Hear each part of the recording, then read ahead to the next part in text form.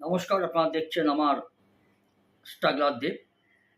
আমি স্বপন আপনাদের সাথে। আশা করি আপনারা সকলে ভালো আছেন, সুস্থ আছেন। আজকে এই প্রোগ্রামটা করার পেছনে ভারতের পশ্চিমবঙ্গ রাজ্যের ২০২৬ সালের বিধানসভা নির্বাচনে যে পালাবদলটা হয়েছে, সমাজবিরোধীদের, তোলাবাজদের, দুর্নীতিগ্রস্ত একটা আঞ্চলিক দল, যার কোনো সংবিধান নেই, একটা মালিকের দল আর কি। মার্কিনের দল, ভূতপূর্ব মানে প্রাক্তন মুখ্যমন্ত্রী পশ্চিমবঙ্গের, তিনি সেই দলটার মালকিন এবং তার ভাইপো সেকেন্ড ইন কমান্ড তৃণমূল কংগ্রেসের অভিষেক ব্যানার্জি। সেই ব্যাপারে কিছু কথা বলবো। তার আগে একটা কথা বলি যে ভারতের আইন ব্যবস্থা বড় আজব। এখনও পর্যন্ত ২০২১ সালে বিধানসভা নির্বাচনের পরে, যেদিন ৩ তারিখ খুব সম্ভব, ভোটের রেজাল্ট বেরোলো এবং বিপুল সংখ্যাগরিষ্ঠতা নিয়ে সে জালিয়াতি করে হোক, বুথ জ্যাম করে হোক, ভোট চুরি করে হোক, তৃণমূল কংগ্রেস ভোটে মানে পশ্চিমবঙ্গের শাসন ক্ষমতা এসেছিল ২০২১ সালে। একটা যতগুলো নক্কাজনক ঘটনা, হত্যাকাণ্ড হয়েছে, তার মধ্যে একটা বিরলতম হত্যাকাণ্ড হয়েছিল এই বেলেঘাটা, কলকাতার একদম নিকটবর্তী। সেখানে বিজেপি কর্মী করার অপরাধ, মানে বিজেপি করার অপরাধে বিজেপি কর্মী অভিজিৎ সরকারকে, ঠিক রেজাল্টটা বেরোলো ২০২১ সালে বিধানসভা যখন ভোটের রেজাল্ট বেরোলো, বিপুল সংখ্যাগরিষ্ঠতা নিয়ে চুরি করে হোক, জালিয়াতি করে হোক, তৃণমূল কংগ্রেস এলো। ঠিক তার পরের দিন বেলেঘাটায় বাসিন্দা, একদম নিখাত সৎ ছেলে, ভালো ছেলে, নিরীহ ছেলে, তার অপরাধ সে বিজেপি করে। সেই বিজেপিকে, অভিজিৎ সরকারকে নৃশংসভাবে ঘরে ঢুকে তাকে মেরে দেওয়া হয়েছিল। তার মধ্যে যেগুলো অভিযুক্ত, তার মধ্যে খুব চুনোপুটি ধরা পড়েছে। ওদের কয়েকদিন আগে ধরা পড়লো এই ভিসা করার থেকে বলছি, মেয়র পরিষদের প্রভাবশালী নয়, তোলাবাজ স্বপন সমাদ্দারকে ধরেছে। এখনও পরেশ পাল বাকি আছে ধরতে। পরেশ পালের সঙ্গে আরও কয়েকজন আছে, বোধহয় খুব ৫০ কি ৫৮ জন এরকম নাম আছে। শুধু অভিজিৎ সরকার পিটিয়ে মারিনি, তার ঘরের যে কুকুর, মানে মানুষের বন্ধু, মানুষের উপকারী বন্ধু, পোষ্য, সে সারমেয়, তাকে মারল, তার ৩টে বাচ্চাকে মেরে দিল, নৃশংসভাবে মারল। অভিজিৎ সরকার বাঁচতে চেয়েছিল, তাকে বাঁচতে দেয়নি। সে ভিডিও করেছিল রক্তাক্ত অবস্থা, বাঁচানোর জন্য কেউ তখন ছিল না। এখনও কিন্তু পরেশ পাল সহ প্রাক্তন বিধায়ক, সেও একটা তোলাবাজ গুন্ডা বেলেঘাটায় তৃণমূল কংগ্রেসে, এখন সে বহাল তবিয়তে ঘুরে বেড়াচ্ছে। এবং আরও কিছু পুলিশ আধিকারিক ওখানে জড়িত ছিল, যাদের গ্রেপ্তার করা হয়নি, তাদের সামনেই ঘটনাটা ঘটেছিল। এটা হচ্ছে ভারতের আইন, তারা এখনও বাইরে ঘুরে বেড়াচ্ছে। এই ১ নম্বর কথা। আর ২ নম্বর কথা হচ্ছে, সেই প্রশান্ত ভ্রমণের কথা মনে আছে, সল্টলেকে দাঁতনের, পূর্ব মেদিনীপুরের দাঁতনের খুব গরিব বাড়ির একটা ছাপোষা পরিবারের স্বপন কামেলা, সে সোনার দোকানের মালিক ছিল। একটা সোনার দোকান ছিল তার সল্টলেক নিউ টাউনে। সেই চোরাই মালটা কিনেছিল অপরাধ তার। প্রশান্ত ভ্রমণ হচ্ছে খুবই প্রভাবশালী, মমতা ব্যানার্জির স্নেহধন্য,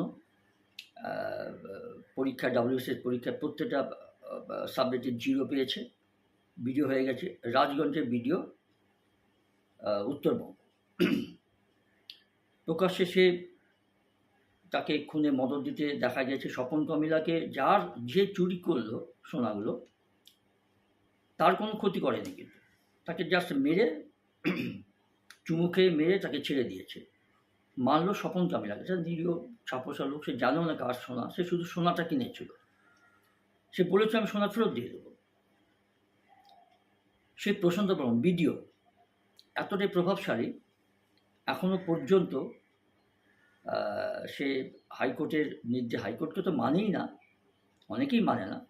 সে হাইকোর্টে, কারণ কি, হাইকোর্ট অনেক মানে দাগি আসামিদের, বিশেষত ভিআইপি যারা রাজনৈতিক খুব প্রভাবশালী নেতা বা মন্ত্রী টাইপের বা পদে আছে, তারা জামিন পেয়ে যায়। তাদের জেল হাজতে ঢুকানোর কোনো পথ দেখা যায়নি এখনও পর্যন্ত। ভারতের আইন ব্যবস্থাটা সম্মান রেখেই বলি, কী করে ওরা জামিন পায়, কী করে রক্ষা কবচ পায়, সে বিচারকরাই বলতে পারবে। শুধু তাই নয়, জঙ্গিপাড়ায় ভোটের আগে বিচারকদের আটকে রেখে যে দাঙ্গা হয়েছিল, বিচারকদের মেরেই ফেলত সেখানে, 6-7 জন বিচারককে আটকে রেখে। প্রাণ ভয়ে এক মহিলা বিচারক পালাচ্ছে, প্রাণ ভয়ে, তাকেও মারার চেষ্টা করেছিল, ধাওয়া করেছিল তৃণমূলের গুন্ডারা। সেখানে যে তার বিচার মানে তার একটা তদন্তে ওরা এসেছিলেন এসআইআর উপলক্ষে জঙ্গিপাড়ায়, মুর্শিদাবাদে। সেখানে এখনো পর্যন্ত ওই জাতি দাঙ্গা, যে দাঙ্গায় ভাঙচুর হয়েছে, খুন খারাপি হয়েছে, রক্তপাত হয়েছে, তারা জামিনে মুক্ত, জামিন পেয়ে গেছে। এই হচ্ছে আমাদের ভারতের বিচার ব্যবস্থা।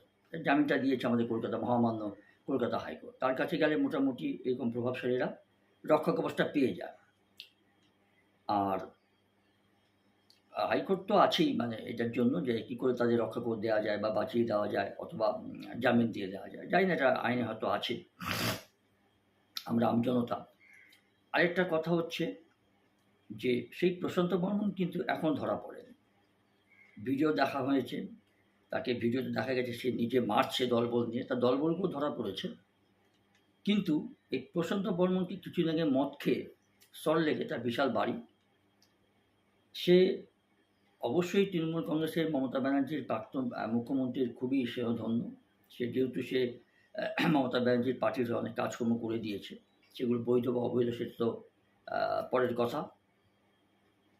সেই লোকটা কিন্তু এখনো পর্যন্ত ধরা পড়ে, মানে সিবিআই বা ইডি বলুন বা সিআইডি বলুন, তখন তৃণমূল কংগ্রেসের জামানার আমলে তাকে ধরতে সাহস পায়নি, পারার কথাও নয়। ও ঘুরে বেড়াচ্ছিল আর বলছে আমাকে ধরবি, ক্ষমতা আছে আমার, নবান্ন পর্যন্ত আমার হাত আছে, কিচ্ছু করতে পারবে না। এই হচ্ছে আমাদের রাজ্যের পরিস্থিতি, এই হচ্ছে আমাদের বিচার ব্যবস্থা। হাইকোর্ট নির্দেশও দিয়েছিল, হাইকোর্টের মহামান্য বিচারপতি, ওকে 10 দিনের মধ্যে গ্রেপ্তার করে আদালতে হাজির করতে হবে। বিধাননগর থানার তৎকালীন আধিকারিকরা বা থানার পুলিশ বা কমিশনারেট যে কমিশনার, তাকে ধরার সাহস দেখাতে পারেনি এবং হাইকোর্টের রায়কে তারা পাত্তাই দেয়নি। এরপর যখন পালাবদল হলো, বিজেপি সরকার যখন বিপুল সংখ্যাগরিষ্ঠতা নিয়ে পশ্চিমবঙ্গে 2026 সালে বিধানসভা ভোটে জিতে এলো, তখনও এই কদিন আগে ঘটনা, সেই প্রশান্ত বর্মন একটা অবৈধভাবে চাকরি পেয়েছে, সেই লোকটা মদ খেয়ে প্রমাণিত, থানার পুলিশ ভয় পায়, ডিফারেন্টলি ভয় পায়, প্রশান্ত বর্মনের মতো দাগি আসামিদেরকে ভয় পায়। ও যখন নিউ টাউন বা রাজারহাটি এলাকায় থাকে, তো বিশাল বাড়ি আছে, ও যখন বাজার করে, ওখানকার বাজারের মাছ ব্যবসা থেকে সবজি ব্যবসায়ীরা ওকে হাত জোর করে, স্যার স্যার আসুন স্যার, আসুন স্যার, ওরা কিন্তু জানে ও এখন খুনি, তবু আসুন স্যার বলে তাকে অভ্যর্থনা জানায়। এটা বললাম এই কারণে, তার বিরুদ্ধে এখনও পর্যন্ত কোনো চার্জশিট পড়েছে এবং যারা তাকে সাপোর্ট দিচ্ছিল তৎকালীন বিধাননগর থানার পুলিশের আধিকারিকরা, তাদের কোনো এখনও পর্যন্ত কোনো তদন্তের সম্মুখীন হতে হয়নি, জেরার সম্মুখীন হতে হয়নি, তাদের বিরুদ্ধে কোনো শাস্তিমূলক কোনো ব্যবস্থা না হয়। সেগুলো অপেক্ষা থাকবো। বিজেপি সরকার এসছে, এইসব সততা মূলধনকে হাতে নিয়ে তার প্রতি বিচার করে এদেরকে গ্রেপ্তার করতে হবে। এখনও পর্যন্ত কিন্তু প্রশান্ত বর্মন গ্রেপ্তার হয়নি, বুক ফুলিয়ে চলছে। এই হচ্ছে আমাদের বিচার ব্যবস্থা। আর আরেকজন তোলাবাজার কথা বলি, ও আবার এমএলও হয়েছিল ওই ক্যানিং থানার, এবার তো হেরে গেছে, শওকত মোল্লা। সে ভাঙনের বোধহয় এমএলএ ছিল, এবার তো 26-এ হেরে গেছে, 2026-এ বিধানসভায় বিপুল ভোটে হেরেছে। সেই শওকত মোল্লার ছেলে বিশাল ব্যবসা, মাতলা নদীর চর দখল করে লোকের জমি কেড়ে নিয়ে সেখানে বিশাল ক্যাফে দিয়ে লক্ষ লক্ষ কোটি কোটি টাকা রোজগার করছে শওকত মোল্লা। বোমবাজ, মানে বোম বানায়। তাকে একটা কোনো অনুষ্ঠানে এই মমতা ব্যানার্জি ভূতপূর্ব মুখ্যমন্ত্রী বলেছিল, তুই তো বোম বানিস কোনো একটা কথা প্রসঙ্গে, যে সই করতে পারে না, আরাবুল ইসলামের মতো। এরাও আমাদের বিধানসভায় নির্বাচিত হয়, মানুষ তাদেরকে নির্বাচন করে। সেই শওকত মোল্লা যদিও গ্রেপ্তার হয়েছে, কিন্তু প্রশান্ত বর্মনকে এবং বেলেঘাটার অভিজিৎ সরকার বিজেপি কর্মীর হত্যার কারীদের মূল পাণ্ডা যেগুলো পরেশ পাল সহ আরও কিছু আছে, বা যেসব পুলিশ কর্মীরা সেখানে আধিকারিকরা সেখানে দাঁড়িয়ে থেকেই এই ঘটনাটা ঘটেছিল, তাদের বিরুদ্ধে কিন্তু এখন পর্যন্ত পশ্চিমবঙ্গের পুলিশ বিজেপি সরকার আসার পরও তাদের বিরুদ্ধে এখন পর্যন্ত অ্যাকশন নেওয়ার ক্ষমতা দেখাতে পারেনি, সে সিবিআই বলুন, ইডি বলুন, বা পশ্চিমবঙ্গের সিআইডি বলুন। এর কারণটা আমি ঠিক বুঝতে পারছি না, এই কারণটা কি। এবং তারা গেলে আমাদের মহামান্য হাইকোর্ট কলকাতা জামিন দিয়ে দেয়, রক্ষা কবচ দিয়ে দেয়। ওর সঙ্গে একটা কথা, বাধা ধরা একটা কথা তারা বলেন বিচারপতিরা, মহামান্য বিচারপতিরা, যে আপনাকে তদন্তে সাহায্য করতে হবে। যখন আপনাকে ইডি বা সিবিআই বা সিআইডি ডাকবে, আপনাকে গিয়ে সেই জেরার সম্মুখীন হতে হবে। দ্যাটস আপ টু দিস, তারপরে কিছু নেই। এটা বললাম এই কারোর জন্য। সেই শওকত মোল্লার কাছে ফিরে আসি। একটা তোলাবাজ ধরা পড়েছে, অনেক কষ্টে পুলিশ সাহস করে ধরেছে। পুলিশ এদের প্রচুর ভয় পেত, এটা স্বাভাবিক কথা। পুলিশের বড় বড় কমিশনার তো কোনো কোনো ব্যাপারই নয়। তার উপরের যদি পুলিশ সুপার থাকে বা ডিজি, আর থানার ওই আপনার কি বলে ওই গ্রুপ ডি স্টাফের মতো থানার ওসি বা সিআই, এরা এইসব তৃণমূলের গুন্ডাদেরকে ধরতে প্রচণ্ড ভয় পায়। কেন এরা পুলিশের চাকরি করে এসছে, কেন করছে, এটা আপনারাই বিচার করবেন। এগুলো আমার মাথায় আসে না। সেই শওকত মোল্লার কথা বলে আমি পরবর্তী ঘটনাটা যাই। এর সঙ্গে আরও ভালো ভিডিও আছে, একটু দেখবেন, এটার সঙ্গে স্কিপ করবেন না। আর অনুগ্রহ করে আপনারা আমার এই যদি ভালো লাগে মনে করেন, জোরজবরদস্তির কিছু ব্যাপার নেই, লাইক, শেয়ার এবং সাবস্ক্রাইবটা করে দেবেন। সবাই দেখেন ঠিকই, কিন্তু এর থেকে আমার ফেসবুকে অনেক ফলোয়ার্স আছে বেশি, কিন্তু এখানে কোনো রেসপন্স এরকম পাই না। যাই হোক, তাতে আমার কোনো দুঃখ নেই, সেইটুকু অনুরোধ করলাম আমি। ফিরে আসছে শওকত মোল্লার কথা। পূর্ব ক্যানিংয়ের পরবর্তী ভূতপূর্ব প্রাক্তন ভাঙড়ে খুব দাপটে, পড়াশোনা তেমন নেই, শরীরাবুদা করতে পারি না, তার সন্দেহ আছে। সেই শওকত মোল্লা তবে হেরে গেছে। সেই শওকত মোল্লার বাড়ি আপনি দেখবেন রাজপ্রাসাদ। বড় বড় উদ্যোগপতি, শিল্পপতি বা বড় বড় ফিল্ম স্টার বা মিলিয়নাররা এইরকম বাড়ি করতে পারি কিনা সন্দেহ আছে, বা ওদের মতোই বাড়ি, বা ওদের থেকেও ভালো বাড়ি, বিশাল বাড়ি, বিশাল, কয়েক কোটি টাকা দিয়ে তৈরি। এই শওকত মোল্লার দুই মেয়ে পূর্ব ক্যানিংয়ের জীবনতলা, যেখানে শওকত মোল্লা থাকে, সেই জীবনতলার একটা সরকারি স্কুলে পরিচালন কমিটির সভাপতি ছিলেন এই শওকত মোল্লা। আর তার ফলে সে তার দুই মেয়েকে সেই স্কুলে চাকরি পাইয়ে দিয়েছে। অবশ্যই সে পরীক্ষা দিয়ে তো পায়নি, সেই আমার বীরভূমের বাঘ, সমাজবিরোধী, দুর্নীতিগ্রস্ত সামান্য নেতা কী বলে অনুব্রত মণ্ডলের মেয়ে, যে চাকরি পেয়েছে, কলেজে যেত না, স্কুলে যেত না, ওখান থেকে প্রতিদিন এসে থাকে তার বাড়িতে, সে হেডমাস্টার হোক বা অ্যাসিস্ট্যান্ট টিচার হোক, তাকে অ্যাটেন্ডেন্স খাতায় সই করিয়ে নিয়ে যেত। এইসব তৃণমূলের জামানায় হয়েছে এবং সৃষ্টি করেছে আমাদের মমতা ব্যানার্জি, তখন মুখ্যমন্ত্রী। একটা অযোগ্য, অপদার্থ একজন মুখ্যমন্ত্রী ছিলেন, লজ্জা লাগে। সব ভারতবর্ষই জানে, সব পৃথিবী জানে। আর দলটা এখন শ্মশানের পথে, এখন পুরোপুরি দাও হয়নি। আর সেই শওকত মোল্লার দুই মেয়েকে, একটা মেয়ে ইতিহাসে বাংলা পড়ায় সেই কলেজে, জীবনতলা, পূর্ব ক্যানিংয়ে, ওখানকার শিক্ষিকা, স্কুলে যায় না, যথারীতি সে যে নিয়মটা আছে, স্কুলে যায় না, বসে বসে সরকারি বেতনটা, মোটা বেতনটা পায়। শিক্ষকদের বেতন খারাপ নয়, খুব ভালো বেতন, ডিএ, হাউস রেন্ট সবই আছে, ইনক্রিমেন্ট আছে, এদের কোনো অভাব বলে কিছু থাকার কথা না। তার আরেকটি মেয়ে, ছোটো মেয়ে খুব সম্ভব, সে আবার কম্পিউটার টিচার, সেও সেই স্কুলে, একই স্কুলে চাকরি পেয়ে গেছে।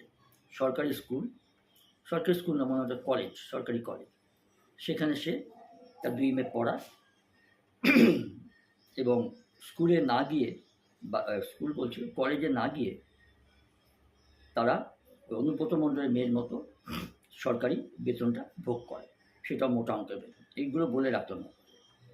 আমরা অপেক্ষা থাকব নতুন বিজেপি সরকার আসার ফলে। বেলেঘাটার বিজেপি কর্মীকে যে সময় মারা হয়েছে, তার বাড়ি তার মাকে মারা হয়েছে, মা বেধকে মারা হয়েছে, একজন বৃদ্ধা যারা মেরেছে তাদের মায়ের মতো বয়স, এবং তার ভাইকেও মেরেছে। কিন্তু এখনো পর্যন্ত প্রধান যে অভিযুক্ত তৎকালীন গুন্ডা সমাজবিরোধী তোলাবাজ বিধায়ক বেলেঘাটা পরেশ পাল, জানেন সকলে, সে কিন্তু এখনও ঘুরছে, তার কোনো বিচার এখনো পর্যন্ত এফআইআর হয়েছে। সিআইডি বা সিবিআই বা ইডি তৎকালীন সময়ে ধরার ক্ষমতা দেখাতে পারেনি, কেন্দ্রীয় সংস্থাকে সিআইডি বাদে, তারাও সাহস পায়নি ধরতে। তারপরে যা হয়, জামিন পেয়ে যাচ্ছে। হাইকোর্ট ওই জন্যই আছে, জামিন দেওয়ার জন্য বসে আছে হাইকোর্ট। হাইকোর্টের একটা কাজ হচ্ছে জামিন দিয়ে দেওয়া, সুযোগ থাকলে তো জামিন দেবে। এবার আসি আমাদের পশ্চিমবঙ্গের যুবরাজ, তার সময় সব কিছু বদলায়, সময় কিন্তু কাউকে ছেড়ে কথা বলে না। আমি যেটাই কথা এই প্রোগ্রামের ঠিক ভিডিওটার পূর্বে যেসব ঘটনা ঘটলাম, তারাও কিন্তু পার পাবে না। সময় এবং ইতিহাস ক্ষমা করেনি অতীতে। অনেক তাবড় তাবড় প্রভাবশালী সম্রাট থেকে শুরু করে, সুলতান থেকে শুরু করে, রাষ্ট্রনায়ক নায়িকাদের থেকে শুরু করে প্রভাবশালীদের ইতিহাস কিন্তু ক্ষমা করেনি। আর অভিশাপ বলে একটা আছে, যেগুলো তার বংশ পরম্পরায় সে পরিবারের উপর পড়বে, এটা হবে। কিন্তু তা বলে বিচারটা তো পাওয়া দরকার। তারা কোর্টে যাচ্ছে, রক্ষা কবচ পেয়ে যাচ্ছে, হাইকোর্ট, কলকাতা হাইকোর্টে। সুপ্রিম কোর্টও জামিন দেয়, কিন্তু আমি কলকাতা হাইকোর্টের কথাই বলি। তারা বসে আছে জামিন দেওয়ার জন্য বিচারপতিরা।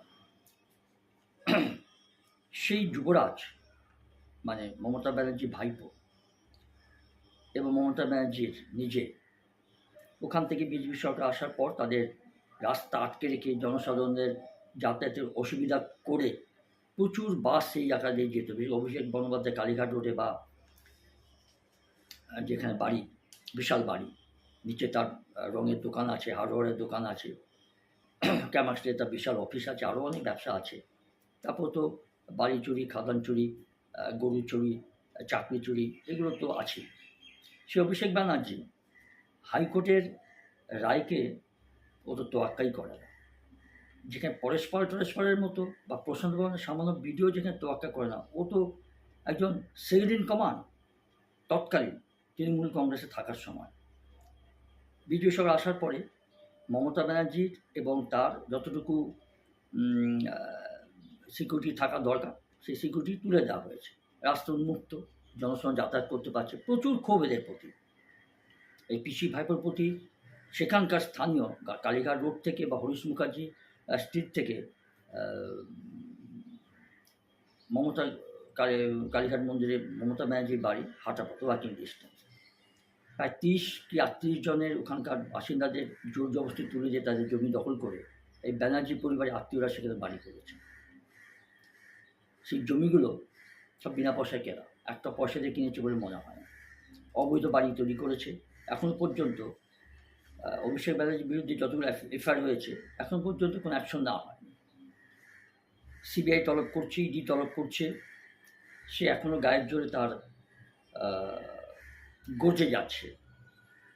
সে এখনও তার ভাষণ দিচ্ছে, দেশবিরোধী উক্তি করেছে, সাম্প্রদায়িক ভারসাম্য নষ্ট করার উক্তি করেছে। তবুও লোকটা কিন্তু এখনও জেলের বাইরে আছে, এই অভিষেক ব্যানার্জি। তার সঙ্গে তো আরও কিছু জালিয়াতির নায়ক সে। এই বিধানসভা 2026 বিধানসভায় বিজেপি জিতে আসার পর বিরোধী দলে তৃণমূল কংগ্রেস সেখানকার একটা কোনো বিষয়ের ব্যাপারে আমি ডিটেলস গেলাম না। সেখানকার কিছু বিরোধী দলনেতা বাছাই করার জন্য সেখানে এমএলএদের সই করতে হয়। সেই সইতে অন্তত কমপক্ষে গোটা 3-4 বা 5 বা বেশি কম হতে পারে, তারা সই করে তাদের সইটা জালিয়াতি করে শোভনদেব চট্টোপাধ্যায়কে বিরোধী দলের নেতা করতে হবে বলে একটা চিঠি পাঠায়। কে পাঠায়? এই আঞ্চলিক দল তৃণমূল কংগ্রেসের পশ্চিমবঙ্গের যুবরাজ সাধারণ সম্পাদক এই অভিষেক ব্যানার্জি, যে সই করে নিজের প্যাডে। পরে দেখা গেল যে ওই 4-5 জন যারা সই করেছে, সৌমেন্দ্র চট্টোপাধ্যায়ের বিরোধী দল হিসেবে বিধানসভায় বাছাই সম্মতি ক্রমে যে সইটা করা হয়েছে তার রেজুলেশনটা পর্যন্ত নেই। অভিষেক ব্যানার্জি বলছে জেরাতে দিল্লি থেকে পালিয়ে বেড়াচ্ছিল, তারপর হাইকোর্ট বলছে আপনাকে, হাইকোর্ট দিয়েছে, আমার 2 জন বিচারপতি তাকে ভালোবেসে কদিনের জন্য রক্ষা কবচ দিয়েছে। তার সঙ্গে এটাও বলেছে যে আপনি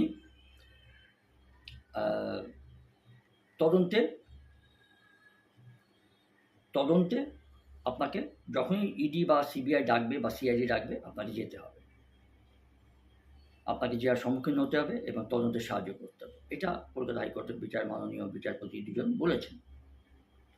তা সত্ত্বেও এই ভিডিওটা করার কদিন আগে, বোধহয় কাল কি পরশু দিন, সিআইডি গিয়েছিল তার বাড়িতে। সে কিন্তু ঘর থেকে 3 ঘন্টা সিআইডি অফিসার দাঁড় করিয়ে রেখেছিল তার বাড়ির সামনে, কালীঘাট রোডের বাড়ির সামনে। সে বিশাল বাড়ি। সে 3 ঘন্টা দাঁড় করিয়ে রাখার পর কতটা উদ্ধত দেখুন। রক্ষা কবচ দিয়েছে হাইকোর্টের 2 জন বিচারপতি। সে জানে যে জামিন পাওয়া সহজলভ্য কলকাতা হাইকোর্টের থেকে, চট করে আমাকে জেলে ঢোকাতে পারবে না। সেই জন্য তার এতটা মস্তানি, এত ঔদ্ধত্যমূলক কথা এখনও পর্যন্ত। 3 ঘন্টা সিআইডি বিচারপতিদের ওই রক্ষা কবচ পাওয়ার পর কতটা তাচ্ছিল দেখুন, কতটা ঔদ্ধত্য দেখুন এই অভিষেক ব্যানার্জি। সেই সিআইডি অফিসারদের 3 ঘন্টা বাড়ির সামনে চাকর বাকরের মতো দাঁড় করিয়ে রেখে তারপরে সে তার চেলা চাম্বনাদের দিয়ে, সে ঘরে ছিল বোধহয় খুব সম্ভব, চেলা চাম্বনাদের দিয়ে সই করানোর জন্য পাঠিয়েছে। যে চিঠিটা নিয়ে গেছে, নোটিশটা গেছে, ভেতরে গিয়ে অভিষেক ব্যানার্জি সই করে দিয়েছে। আবার সেই চেলা বা চামুন্ডা যে অফিসার ওখানে যে তার ঘরে কাজ করে, সে অফিসার হোক বা যাই হোক বা সিকিউরিটি, সে এসে আবার সেই নোটিশটা সই সাবত করে রিসিভ কপিটা ফেরত দিয়েছে সিআইডি অফিসার। এইটা একটি অধ্যত দেখো। তার বাড়ির সামনে তার প্রতিবেশীরা এতটা এতটা বিক্ষুব্ধ, এতটা ক্ষোভ। মমতা ব্যানার্জিরও তাই, রাস্তা আটকে রাখত। তিনি নয় মুখ্যমন্ত্রী, কিন্তু রাস্তা আটকে রেখে নিরাপত্তা বহর একজনের জন্য 100 জন পাবলিকের যাদের ট্যাক্সের টাকায় এই মন্ত্রীরা, এই এমএলএরা, এই প্রভাবশালীরা বেতন পায়, তাদের যাতায়াতের একটা সাংবিধানিক যে অধিকার, সেই অধিকারটা ক্ষুণ্ণ করে দিচ্ছে। আর 2টো বাড়ির সামনে থেকে অভিষেক ব্যানার্জিরও সিকিউরিটি তুলে দেওয়া হয়েছে। এখন সেই রাস্তাটা উন্মুক্ত। সেখানকার প্রতিবেশীরা বলছে আমরা স্বাধীন, আমরা যেতে পারতাম না ওখান দিয়ে। ওই বাড়ির দিকে তাকালেই পুলিশ তেড়ে আসতো, চটিচাটা পুলিশ আর কি। এখন উন্মুক্ত, প্রচুর গাড়ি ওখান দিয়ে যাতায়াত করে, মিনি বাস, ভালো রুটের গাড়ি যেত, সেই রুটের গাড়িগুলো সেই রাস্তা দিয়ে বন্ধ করে দেওয়া হয়েছে, যেহেতু সেটা অভিষেক ব্যানার্জি থাকে। এখন জানি না গাড়ি যাতায়াত শুরু হয়েছে কি না, তবে ওই যে সিকিউরিটি বেড়াটা পুলিশ আর নেই, তুলে দেওয়া হয়েছে। সাধারণ একজন সাংসদ হিসেবে তার হয়তো ব্যক্তিগত কিছু সিকিউরিটি আছে, যাদেরকে বলা হয় মাসলম্যান, তার কয়েকজন আছে। তো এখন দেখা যায় কি, যে সময় তো কথা বলে। এখন অভিষেক ব্যানার্জির পেছনে 15টা-20টা করে গাড়ি নেই। মমতা ব্যানার্জি তো নেই, তিনি এখন মুখ্যমন্ত্রী পদেও নেই। তিনি তৃণমূল কংগ্রেসকেও বলে, এখন যা পরিস্থিতি দেখাচ্ছে সবাই ওর এগেনস্টে চলে গেছে, সাংসদ থেকে শুরু করে বিধায়িকারা। এটা তার প্রাপ্য ছিল। এবং এই যে অভিষেক ব্যানার্জি যখন ওই 1টা কি 2টো গাড়ি যায় তার, আর তার পেছনে যে তার সিকিউরিটি গার্ডগুলো থাকে, তারা গাড়ির বনেটে বনেট বলতে যেখান থেকে স্ট্যান্ড দিয়ে ওঠে গাড়িতে, সেখানে দাঁড়িয়ে দুই দিকে ঝুলতে ঝুলতে যায়, যেটা আমরা ভারতের স্বরাষ্ট্রমন্ত্রী অমিত শাহজির কনভয়েতে দেখি এবং প্রধানমন্ত্রী নরেন্দ্র মোদীর কনভয়েতে দেখি, যেভাবে সিকিউরিটি অফিসাররা বা বডিগার্ডরা যেভাবে গাড়িতে ঝুলতে ঝুলতে যায়, ঠিক সে একই কায়দায় অভিষেক ব্যানার্জিকেও ওইভাবে গাড়িতে ওইভাবে ঝুলতে যায়। এগুলো তার ব্যক্তিগত বডিগার্ড। তো এই হচ্ছে পরিস্থিতি, দেখতে থাকুন। আর কেন এদের শাস্তি হবে না, এরা কেন রক্ষা কবচ পাবে, আর যারা খুনি তারা কেন বাইরে ঘুরবে, এটাই আমার সাধারণ নাগরিক হিসেবে আমার প্রশ্ন। তার উপযুক্ত শাস্তি চাই। শাস্তি বলতে হাজতে পুরতে হবে এবং কঠোর শাস্তি দিতে হবে। জানি না ভারতের আমাদের দেশের আইন ব্যবস্থা খুব একটা কড়া নয়, যেগুলো আপনার মুসলিম কান্ট্রিতে আছে, ইসরায়েল বলুন, সৌদি আরবায়ন কান্ট্রিগুলোতে বলুন, সেখানে সমাজবিধিমূলক কাজ করতে গেলে ধরা পড়লে বেঁচে ফিরে আসা খুব মুশকিল।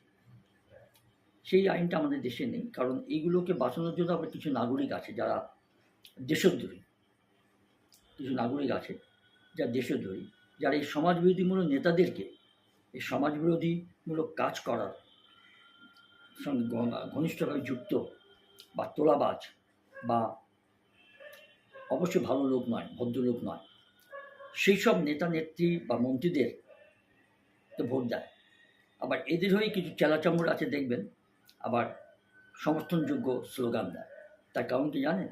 এদের দ্বারা ওই চেলাচামড়গুলো কিছু না কিছু উপকৃত হয়েছে, এটা জেনে রাখুন। তারা বেনিফিশিয়ার, হয় সরকারি চাকরি পেয়েছে, না মোটা টাকা কোনো কালে কোনো প্রকল্পে পেয়েছে, পশ্চিমবঙ্গ সরকারের প্রকল্পে পেয়েছে, অযোগ্য হয়তো আবাস যোজনায় বাড়ি পেয়েছে, দরকার নেই, বা আর্থিক দিক দিয়ে প্রচুর সুবিধা পেয়েছে, ব্যবসা বাণিজ্য করার সুযোগ পেয়েছে, জমি জমা পেয়েছে, যে কোনো কারণ সুবিধা পেয়েছে, এরা সুবিধাপ্রাপ্ত।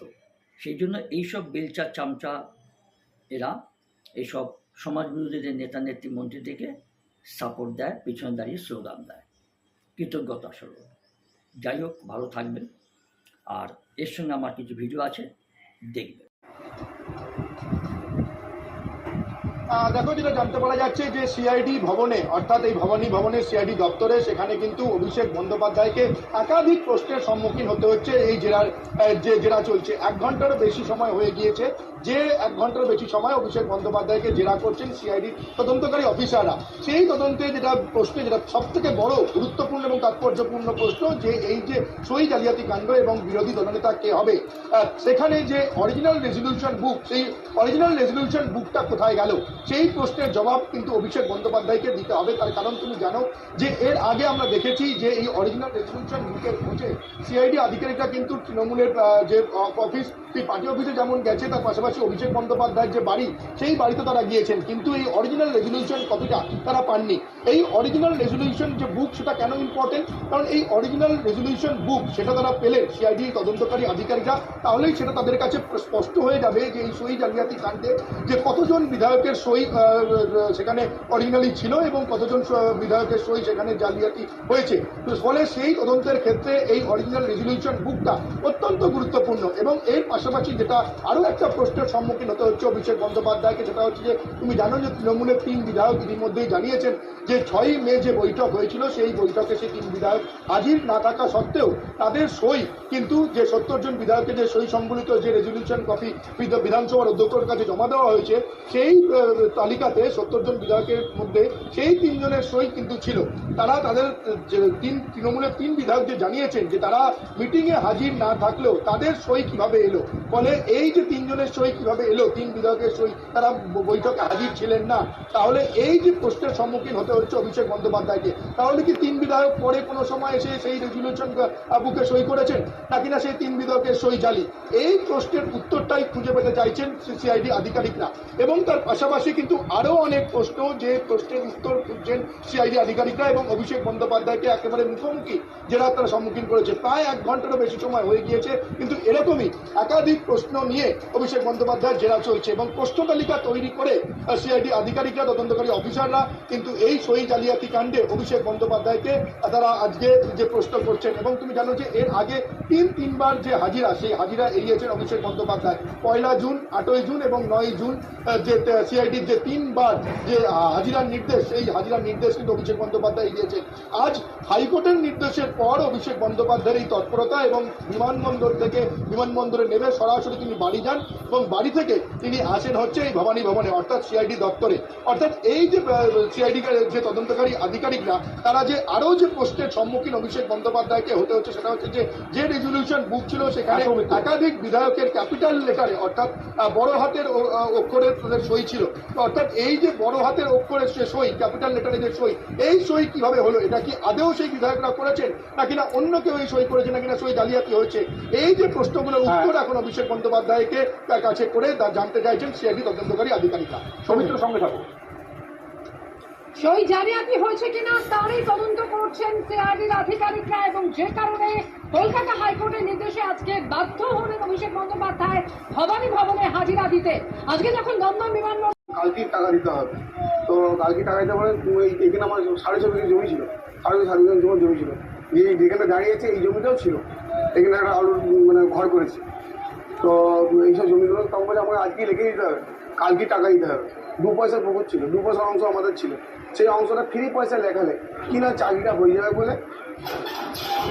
অন্তত 1 বছরে তার বক্তব্যগুলো রাখলে সত্যি সত্যি এমন কেস তার উপর হওয়া উচিত যে মনে হয় এই জীবনে অন্তত অভিষেক বন্দ্যোপাধ্যায় জেল থেকে বেরোতে পারবেন না।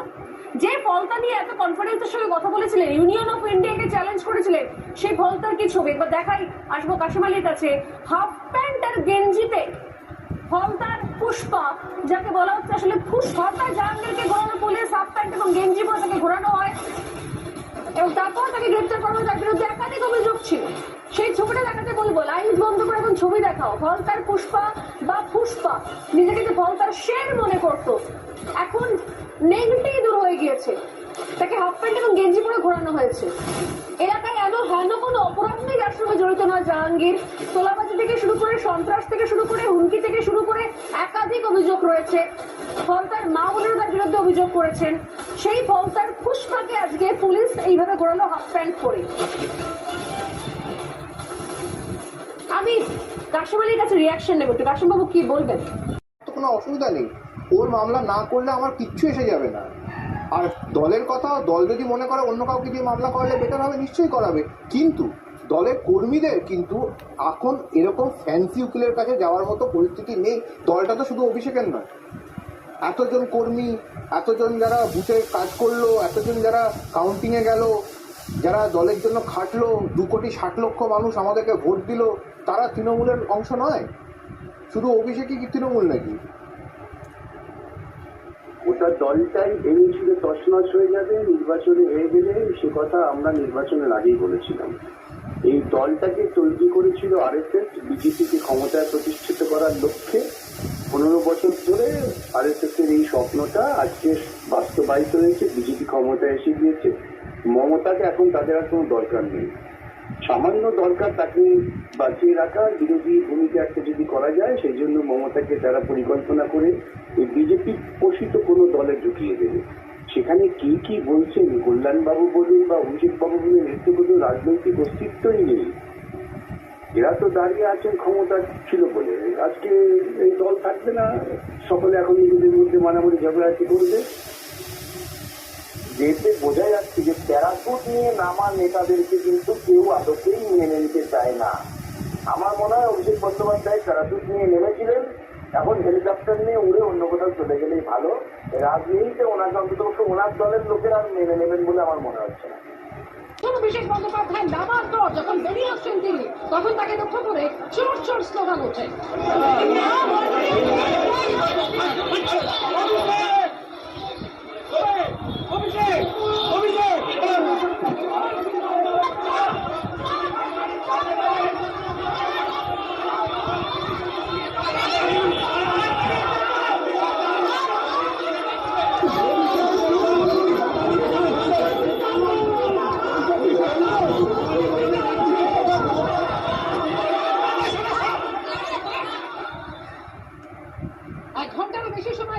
অতিক্রান্ত অভিষেক বন্দ্যোপাধ্যায় তিনি ভবনে রয়েছেন এখনো পর্যন্ত। আর কি জানা যাচ্ছে, সুকান্ত মুখোপাধ্যায় রয়েছেন আমাদের সঙ্গে। সুকান্ত, 8 ঘন্টারও বেশি সময় ইতিমধ্যেই হয়ে গিয়েছে এবং সেই রেজলিউশন বুক যার খোঁজে সিআইডির আধিকারিকরা রয়েছেন সেই বিষয়ে একেবারে প্রশ্ন ধরে ধরে জিজ্ঞাসাবাদ করা হচ্ছে অভিষেক বন্দ্যোপাধ্যায়কে। ঠিক কি খবর পাচ্ছ? তবে তোমাকে বুঝতে হবে যে এই সই জালিয়াতি কাণ্ডের নেপথ্যে কে রয়েছে। মূলত এখানে তদন্তের সূত্রপাত হয়েছিল। হেয়ারস্ট্রিট থানাতে বিধানসভার সচিবের তরফে যে অভিযোগ দায়ের করা হয়েছিল সেই ঘটনা তদন্ত পরবর্তীকালে সিআইডির কাছে যায় এবং সেখানে সেই রেজলিউশন ধরে 70 জন বিধায়ক যাদের সাইন ছিল তাদের প্রত্যেকের বাড়িতে কিন্তু আলাদা করে নোটিশ যায়। কিন্তু সেই রেজলিউশনের সব থেকে গুরুত্বপূর্ণ যার নাম ছিল একদম নিচে, সেখানে সর্বভারতীয় সাধারণ সম্পাদক হিসেবে অভিষেক বন্দ্যোপাধ্যায়ের নাম। ঠিক এখান থেকে দাঁড়িয়ে অভিষেক বন্দ্যোপাধ্যায়ের ভূমিকা অত্যন্ত গুরুত্বপূর্ণ যে তার যেখানে সাইন রয়েছে তার গ্রহণযোগ্যতা কি রয়েছে, অর্থাৎ তিনি একজন সাংসদ রয়েছেন এবং যেখানে বিধায়কদের নাম সেখানে কিন্তু উল্লেখিত রয়েছে। ঠিক এখান থেকে প্রশ্ন তাকে করা হচ্ছে বা তাকে যেটা জানতে চাইছেন তদন্তকারীরা যে এই যে 3 জন রয়েছে, 70 জনের মধ্যে 3 জন যারা মূলত অভিযোগ জানিয়েছিলেন বিধানসভার সচিবের কাছে যে তাদের অনুপস্থিতি থেকে তাদের সাইন কিন্তু করা হয়েছে, অর্থাৎ এর ক্ষেত্রে তাদের অনুমতি নেওয়া হয়নি। ঠিক এখানেই প্রশ্ন যে এই রেজলিউশন কোথায় নেওয়া হয়েছিল, অর্থাৎ সেটা ক্যামাক স্ট্রিটে নেওয়া হয়েছিল নাকি সেটা এই কালীঘাটের যে ওড়িশার যে স্ট্রিটের যে দলীয় অফিস রয়েছে সেখানে নেওয়া হয়েছিল, এবং যখন সেখানে এই 70 জন বিধায়কের নাম নেওয়া হচ্ছিল সেখানে কারা কারা উপস্থিত ছিলেন, এবং যে 3 জন বলছেন যে যারা অনুপস্থিত ছিলেন তাহলে কোন উদ্দেশ্যে এই 3 জনের নামও এই রেজলিউশন কপিতে দেওয়া হলো বা তাদের নাম এখানে স্বাক্ষর করা হলো, অর্থাৎ মূল যে প্রশ্ন তাদের অনুমতি কেন নেওয়া হয়নি সেই প্রশ্নের উত্তরে কিন্তু জানতে চাইছেন তদন্তকারীরা। এবং সেই কারণে আজকে তিনি কলকাতা হাইকোর্টের নির্দেশে এর আগে 3 দফায় সিআইডির তরফে বারবার নোটিশ করা হয়েছে, কিন্তু প্রত্যেকটি নোটিশ কখনো তিনি শারীরিক অসুস্থতা, কখনো তিনি দিল্লিতে রয়েছেন, এই সমস্ত যুক্তি দেখিয়ে তিনি কিন্তু এড়িয়ে গিয়েছেন। কিন্তু অবশেষে কলকাতা হাইকোর্টের নির্দেশের পরিপ্রেক্ষিতে তিনি ভবনে আসেন এবং বিগত 1 ঘন্টা ধরে তার লিখিত যে বয়ান সেটাকে লিখিতভাবে সেটাকে নেওয়া হচ্ছে। এবং তোমাকে বললাম যে মূল যে প্রশ্ন, যে মূল রেজলিউশন বা আসল রেজলিউশনের কপিতে তিনি কেন সাইন করেছিলেন এবং সেখানে যে 3 জন অভিযোগ জানাচ্ছে তাদের অনুমতি ছাড়া কি করে তিনি এই রেজলিউশন পাস করালেন, সেটাই কিন্তু বারবার এই প্রশ্নের তদন্তকারী জানতে চাইছেন। আমি বসে রইলাম, ধরলো না মামলা, মেনশন করলাম, বুধবার দিন আসতে বললো, মঙ্গলবার আমি দিল্লি থেকে তাড়াহুড়ো করে এলাম, প্রেস কনফারেন্স করি, তাড়াহুড়ো করে এলাম, এসে দেখলাম সার্চ হচ্ছে, আমি দিদির বাড়িতে গেলাম, বুধবার দিন কালকে সকালবেলা আমি মেনশন করলাম যে এরকম ইলিগাল সার্চ হয়েছে, এমন হয়েছে। জজসাকে বললাম তুমি মামলাটা নাও, বলো কালকে সকালবেলা আমি মামলা নেব, আজকে আর হবে না, কাল সকালে নেবো, লিস্ট পাবলিশ করা যাবে না, মামলা নেবো।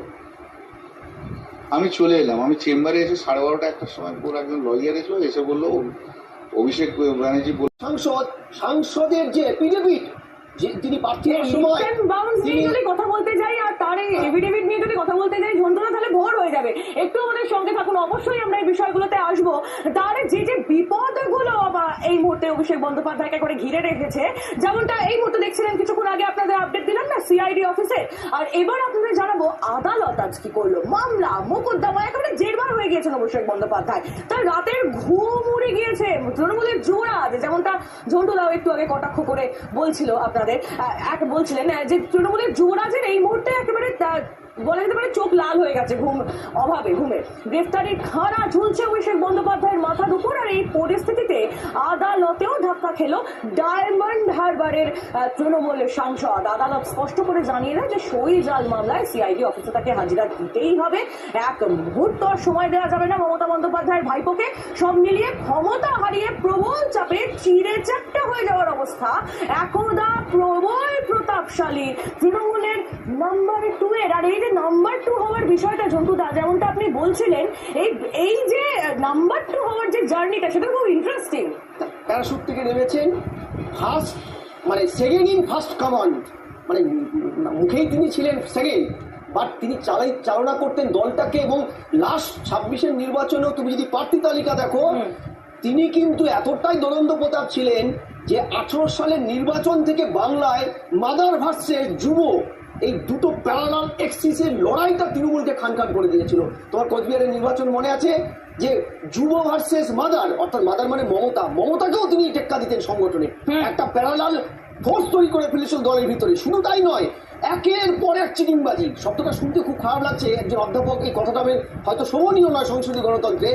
আমি তোমাকে বলছি যে একজন এমপি 3 বারের এমপি তিনি যখন এমপি নমিনেশন দিয়েছেন, তিনি যে একটি কোম্পানির সিও, তিনি কি ম্যানেজিয়াল মানে কোম্পানি আপনি আপনার ভাষা যেমন সংযত করছেন ঝন্টুদা, তেমন অভিষেক বন্দ্যোপাধ্যায় যদি নিজের ভাষায় সংযত করতেন তাহলে হয়তো তাকে এই বিপদটাই পড়তে হতো না, যে বিপদের কথা এবার আপনাদের বলবো। আপনারা জানেন যে ভবানী ভবনে অভিষেক বন্দ্যোপাধ্যায় গিয়েছেন এবং তার আগে তার কিন্তু চাপ বেড়েছে, কারণ ওই যে ডিজে বাজানোর হুমকি দিয়েছিলেন না তৃণমূলের যুবরাজ, তার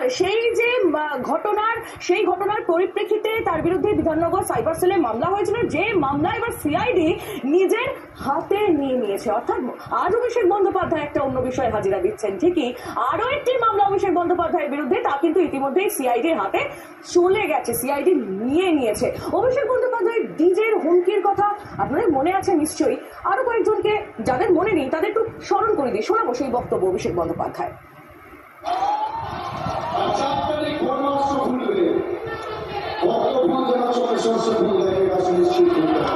আমি কথা দিয়ে যাচ্ছি, এবার দিকে বাজবে চাকরি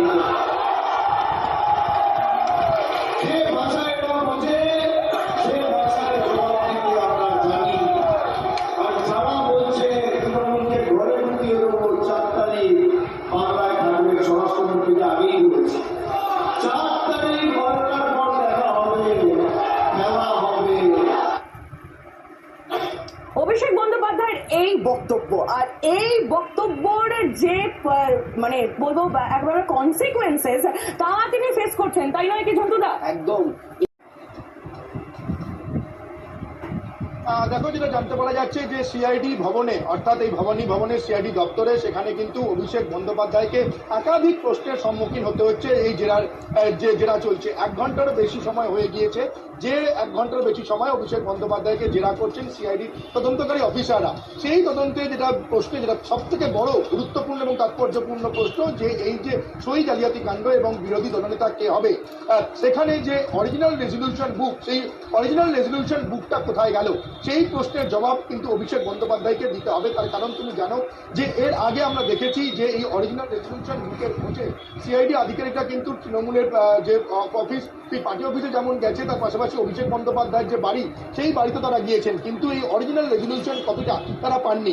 এই অরিজিনাল রেজলিউশন যে বুক, সেটা কেন ইম্পর্টেন্ট? কারণ এই অরিজিনাল রেজলিউশন বুক সেটা তারা পেলে সিআইডি তদন্তকারী আধিকারিকরা, তাহলেই সেটা তাদের কাছে স্পষ্ট হয়ে যাবে যে এই সই জালিয়াতি কাণ্ডে যে কতজন বিধায়কের সই সেখানে অরিজিনালি ছিল এবং কতজন বিধায়কের সই সেখানে জালিয়াতি হয়েছে। ফলে সেই তদন্তের ক্ষেত্রে এই অরিজিনাল রেজলিউশন বুকটা অত্যন্ত গুরুত্বপূর্ণ। এবং এর পাশাপাশি যেটা আরও একটা প্রশ্নের সম্মুখীন হতে হচ্ছে অভিষেক বন্দ্যোপাধ্যায়কে, সেটা হচ্ছে যে তুমি জানো যে তৃণমূলের 3 বিধায়ক ইতিমধ্যেই জানিয়েছেন যে 6ই মে যে বৈঠক হয়েছিল, সেই বৈঠকে সেই 3 বিধায়ক হাজির না থাকা সত্ত্বেও তাদের সই কিন্তু যে 70 জন বিধায়কের যে সই সম্বলিত যে রেজলিউশন কপি বিধানসভার অধ্যক্ষের কাছে জমা দেওয়া হয়েছে, সেই তালিকাতে 70 জন বিধায়কের মধ্যে সেই 3 জনের সই কিন্তু ছিল। তারা তাদের তৃণমূলের 3 বিধায়ক যে জানিয়েছেন যে তারা মিটিংয়ে হাজির না থাকলেও তাদের সই কিভাবে এলো, ফলে এই যে 3 জনের সই কিভাবে এলো, 3 বিধায়কের সই, তারা বৈঠকে হাজির ছিলেন না, তাহলে এই যে প্রশ্নের সম্মুখীন হতে হচ্ছে অভিষেক বন্দ্যোপাধ্যায়কে, তাহলে কি 3 বিধায়ক পরে কোনো সময় এসে সেই রেজলিউশন বুকে সই করেছেন, নাকি না সেই 3 বিধায়কের সই জালি? এই প্রশ্নের উত্তরটাই খুঁজে পেতে চাইছেন সিআইডি আধিকারিকরা। এবং তার পাশাপাশি কিন্তু আরো অনেক প্রশ্ন, যে প্রশ্নের উত্তর খুঁজছেন সিআইডি আধিকারিকরা, এবং অভিষেক বন্দ্যোপাধ্যায়কে একেবারে মুখোমুখি জেরা তারা সম্মুখীন করেছে। প্রায় 1 ঘন্টারও বেশি সময় হয়ে গিয়েছে, কিন্তু এরকমই একাধিক প্রশ্ন নিয়ে অভিষেক বন্দ্যোপাধ্যায়ের জেরা চলছে এবং প্রশ্ন তালিকা তৈরি করে সিআইডি আধিকারিকরা, তদন্তকারী অফিসাররা কিন্তু এই সই জালিয়াতি কাণ্ডে অভিষেক বন্দ্যোপাধ্যায়কে তারা আজকে যে প্রশ্ন করছেন। এবং তুমি জানো যে এর আগে 3বার যে হাজিরা, সেই হাজিরা এড়িয়েছেন অভিষেক বন্দ্যোপাধ্যায়। 1 জুন, 8 জুন এবং 9 জুন যে সিআইডির যে 3বার যে হাজিরার নির্দেশ, সেই হাজিরার নির্দেশ কিন্তু অভিষেক বন্দ্যোপাধ্যায় এড়িয়েছেন। আজ হাইকোর্টের নির্দেশের পর অভিষেক বন্দ্যোপাধ্যায়ের এই তৎপরতা, এবং বিমানবন্দরে নেমে সরাসরি তিনি বাড়ি যান এবং বাড়ি থেকে তিনি আসেন হচ্ছে এই ভবানী ভবনে, অর্থাৎ সিআইডি দপ্তরে। অর্থাৎ এই যে সিআইডি যে তদন্তকারী আধিকারিকরা, তারা যে আরো যে প্রশ্নের সম্মুখীন অভিষেক বন্দ্যোপাধ্যায়কে হতে হচ্ছে, সেটা হচ্ছে যে রেজলিউশন বুক ছিল, সেখানে একাধিক বিধায়কের ক্যাপিটাল লেটারে, অর্থাৎ বড় হাতের অক্ষরে তাদের সই ছিল। অর্থাৎ এই যে বড় হাতের অক্ষরের যে সই, ক্যাপিটাল লেটারে যে সই, এই সই কিভাবে হলো? এটা কি আদেও সেই বিধায়করা করেছেন, নাকি না অন্য কেউ এই সই করেছে, নাকি না সই জালিয়াতি হয়েছে?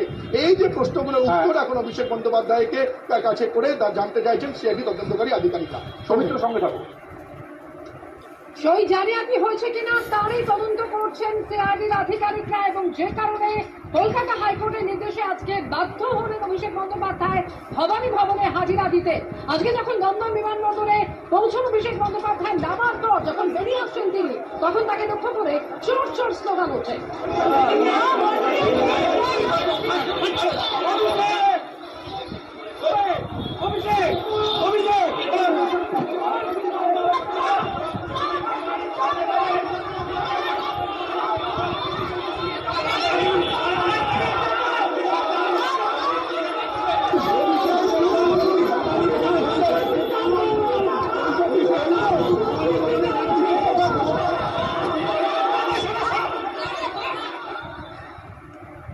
এক ঘন্টারও বেশি সময় ইতিমধ্যে অতিক্রান্ত অভিষেক বন্দ্যোপাধ্যায় তিনি ভবানী ভবনে রয়েছেন এখনো পর্যন্ত। আর কি জানা যাচ্ছে, সুকান্ত মুখোপাধ্যায় রয়েছেন আমাদের সঙ্গে। সুকান্ত, 1 ঘন্টারও বেশি সময় ইতিমধ্যেই হয়ে গিয়েছে, এবং সেই রেজলিউশন বুক যার খোঁজে সিআইডির আধিকারিকরা রয়েছেন সেই বিষয়ে একেবারে প্রশ্ন ধরে ধরে জিজ্ঞাসাবাদ করা হচ্ছে অভিষেক বন্দ্যোপাধ্যায়কে। ঠিক কি খবর পাচ্ছ? তবে তোমাকে বুঝতে হবে যে এই সই জালিয়াতি কাণ্ডের নেপথ্যে কে রয়েছে, মূলত এখানে তদন্তের সূত্রপাত হয়েছিল।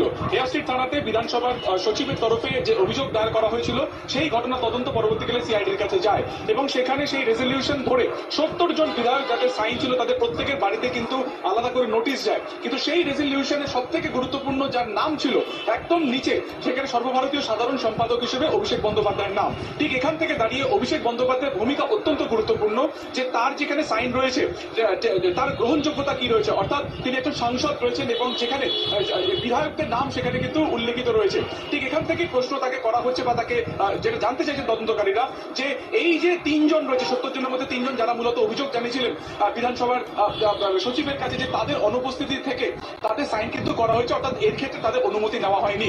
ঠিক এখানেই প্রশ্ন যে এই রেজলিউশন কোথায় নেওয়া হয়েছিল, অর্থাৎ সেটা ক্যামাক স্ট্রিটে নেওয়া হয়েছিল নাকি সেটা এই কালীঘাটের যে ওড়িশা স্ট্রিটের যে দলীয় অফিস রয়েছে সেখানে নেওয়া হয়েছিল, এবং যখন সেখানে এই 70 জন বিধায়কের নাম নেওয়া হচ্ছিল সেখানে কারা কারা উপস্থিত ছিলেন, এবং যে 3 জন বলছেন যে যারা অনুপস্থিত ছিলেন, তাহলে কোন উদ্দেশ্যে এই 3 জনের নামও এই রেজলিউশন কপিতে দেওয়া হলো বা তাদের নাম এখানে স্বাক্ষর করা হলো, অর্থাৎ মূল যে প্রশ্ন তাদের অনুমতি কেন নেওয়া হয়নি সেই প্রশ্নের উত্তরে কিন্তু জানতে চাইছেন তদন্তকারীরা। এবং সেই কারণে আজকে তিনি কলকাতা হাইকোর্টের নির্দেশে এর আগে 3 দফায় সিআইডির তরফে বারবার নোটিশ করা হয়েছে, কিন্তু প্রত্যেকটি নোটিশ কখনো তিনি শারীরিক অসুস্থতা, কখনো তিনি দিল্লিতে রয়েছেন, এই সমস্ত যুক্তি দেখি তিনি কিন্তু এড়িয়ে গিয়েছেন। কিন্তু অবশেষে কলকাতা হাইকোর্টের নির্দেশের পরিপ্রেক্ষিতে তিনি ভবানী ভবনে আসেন, এবং বিগত 1 ঘন্টা ধরে তার লিখিত যে বয়ান সেটাকে লিখিতভাবে সেটাকে নেওয়া হচ্ছে। এবং তোমাকে বললাম যে মূল যে প্রশ্ন, যে মূল রেজলিউশন বা আসল রেজলিউশনের কপিতে তিনি কেন সাইন করেছিলেন, এবং সেখানে যে 3 জন অভিযোগ জানাচ্ছে তাদের অনুমতি ছাড়া কি করে তিনি এই রেজলিউশন পাস করালেন,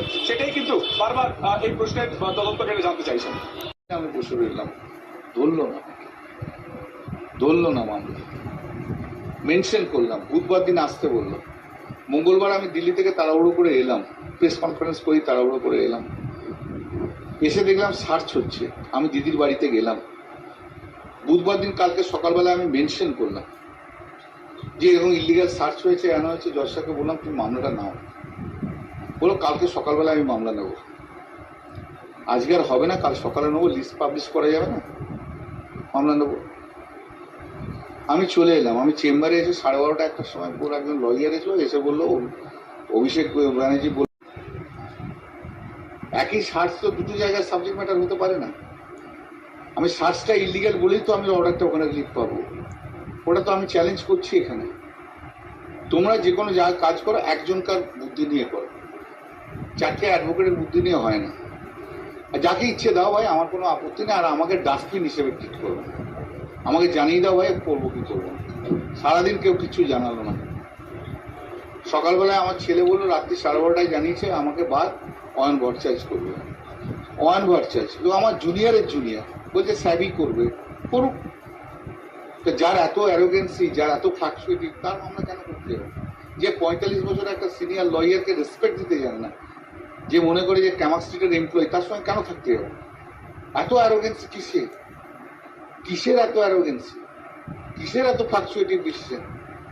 এই খাড়া এখন স্পোর্টসম্যান পর বুঝতে পারেনি যে ওর জন্য দলটার এই সর্বনাশ হয়ে গেছে, বুঝতে পারেনি।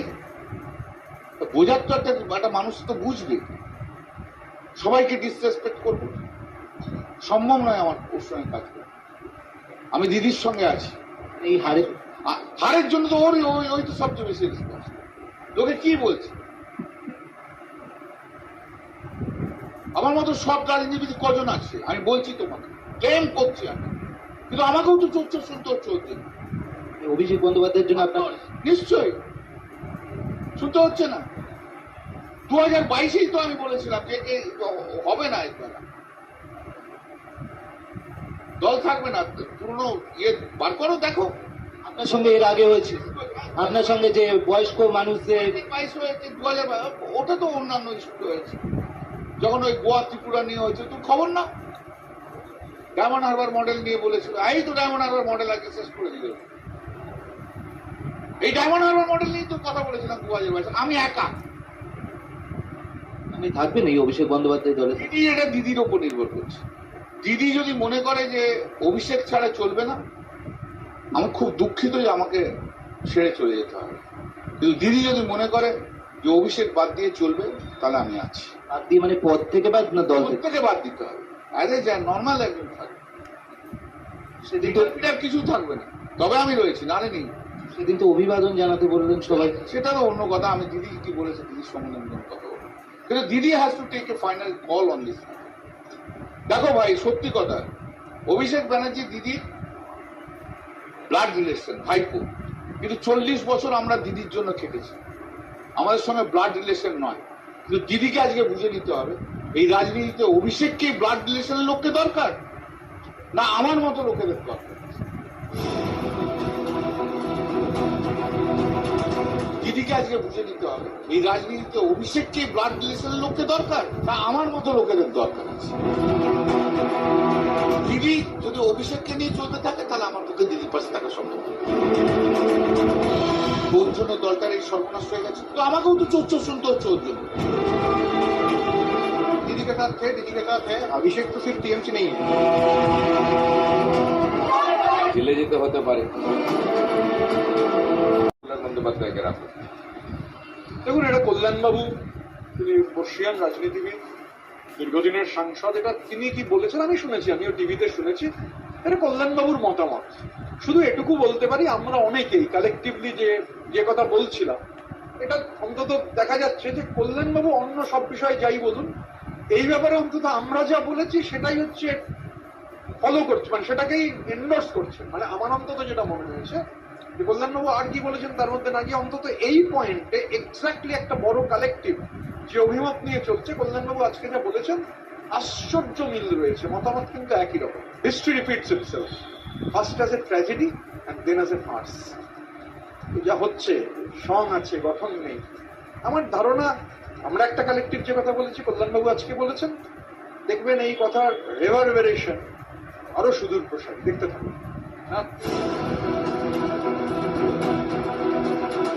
দিদিকে আজকে বুঝে নিতে হবে, এই রাজনীতিতে অভিষেককে ব্লাড রিলেশনের লোককে দরকার না আমার মতো লোকেদের দরকার।